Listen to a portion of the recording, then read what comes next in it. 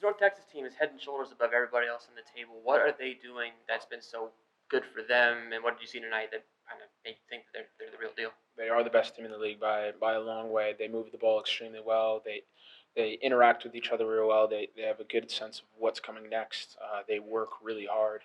I think youthful players are looking for an opportunity. Their opportunity next is to go and play for the first team with FC Dallas. So their incentive to continue to work hard and produce. There's a lot of money at the end of the day for them. So they're exceptional in front of the goal. Yeah, they're a handful. And obviously, the two goals within the first 15 minutes of the game wouldn't have been what you would have liked. What was the game plan coming in, and how quickly did that change? I think the game plan was going well for the first 10 minutes. I think the goals kind of took the air out of us, but I think all credit has to be to North Texas by making sure that they outworked us. I mean, their ability to recover in moments of transition was really good. They broke our pressure quite well and put us on the back foot. So I have to give a lot of credit to them. And it seemed like they really did have you on the back foot for most of the game. You guys didn't get to possess like you like to do. What was it, especially tonight, that they were doing that was making you guys work for the game instead of having be able to dictate like you usually do? Yeah, they just moved well collectively as a group, shifting around and covering the space defensively. And when they're on the ball, they just moved it so quick and exploited the spaces that we left open. So I think it was just a matter of getting outworked. As you said, you guys played well for the first 10 minutes. Then the 11th minute came and there was a goal. This is a team that had two chances, took their two chances, and it's 2-0. What's it like for you guys to have to endure something like that when it seems like you can't get the chance to go on the other end? Yeah, I think you have to look at them and say this is the standard.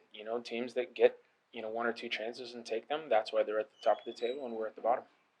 And just, this is, I guess, 8 games winless now. I mean, how do you begin to turn that type of thing around to get some games going? I know this is going to be a tough one. Top team in the league. What do you get to do move forward to break this? Nothing changes. We come in and work and push ourselves and try to be better. And obviously, you guys will have the benefit of playing the best team this week to go into next week, and you'll be maybe a little sharper. What are you looking for next week with another home game? I think if we play to the level that we did in training, we'll give ourselves a chance. But if we come up against a group like Texas today that outworks us and outplays us in six of their plan, then we're going to continue to struggle.